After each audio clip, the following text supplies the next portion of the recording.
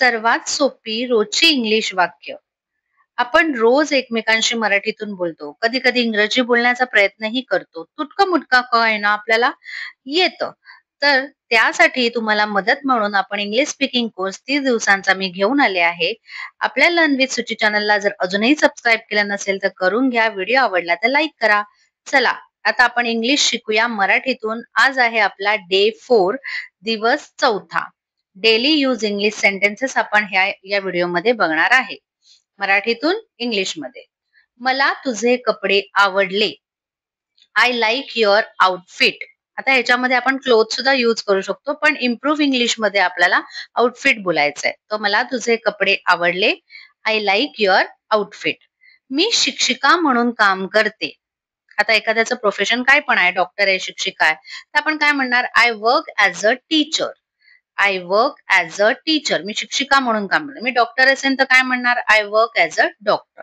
असं म्हणजे मी शिक्षिका आहे म्हणून I work as a teacher. तुम्ही काय करता? आता एखाद्याला तुम्हाला विचारायचंय तू काय करतो किंवा तुम्ही काय करता, तर काय विचारणार? What do you do. म्हणजे तू काय करतोस बाबा, असं. काही काही वेळा तुम्ही असं पण विचारू शकता की what do you do for your living. ठीक आहे, तो व्हॉट डू यू डू, तुम्ही काय करता. तुम्ही इंग्लिश मध्ये बोलू शकता का? Can you speak in English. एखाद्याला आपल्याला विचारायचंय की तुम्हाला इंग्लिश मध्ये बोलणं जमेल का किंवा बोलू शकता का? Can you speak in English. ठीक आहे, सोपं आहे की नाही बोलायला. चला पुढे.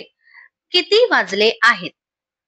एखाद्याला आपल्याला टाइम विचारायचा आहे तर आपण म्हणणार किती वाजले आहेत बाबा. ठीक आहे, तर what time is it. What time is it. एखाद्याला घड्याळाचा टाइम विचारायचा असेल तर व्हॉट टाइम इज इट, म्हणजे तुम्हाला त्याला प्रश्न विचारायचा. What time is it. तुमच्या मदतीबद्दल धन्यवाद. एखाद्याने तुम्हाला मदत केली आहे तर तुम्हाला त्याला थँक्यू म्हणायचंय. नुसतं थँक्यू म्हणायचं नाही. काय म्हणायचं? Thank you for your help.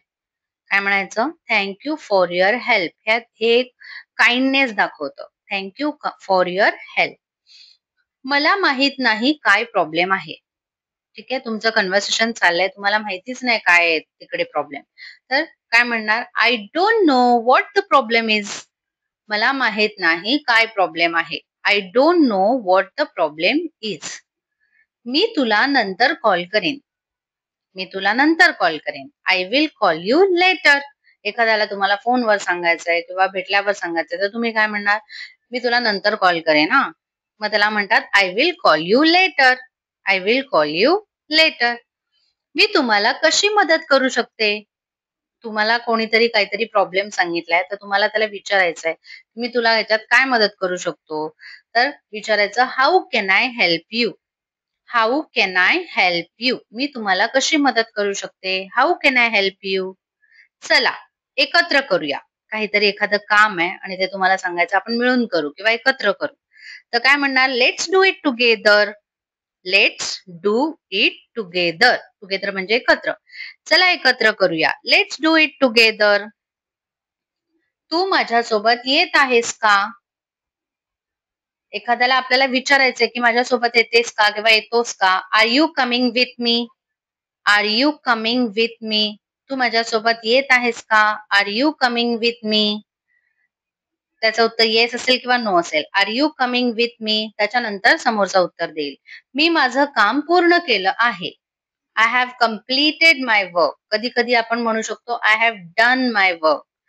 तर मी माझं काम पूर्ण केलं आहे. I have completed my work.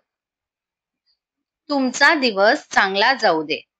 आपण एखाद्याला भेटल्यानंतर जेव्हा निघतो तेव्हा आपण म्हणतो की छान जाऊ दे तुमचा दिवस. तर आपण इंग्लिशमध्ये असं म्हणतो have a nice day. Have a nice day. तुझा दिवस चांगला जाऊ दे. तर अशा प्रकारची ही इंग्लिश स्पीकिंगची मी जी वाक्य देते ती तुम्ही डेली बोलण्याची प्रॅक्टिस करा, लिहून काढा आणि आपल्या लर्न विथ सुची चॅनलला जर सबस्क्राईब केलं नसेल तर सबस्क्राईब